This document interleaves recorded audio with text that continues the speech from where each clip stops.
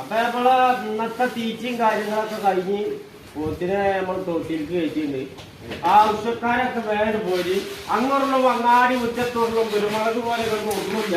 Very small the simple work. എന്താ പോത്ത് കുട്ടി അതിന്റെ ശിവകുട്ടി എന്താ ചന്ദിക്കാനാ.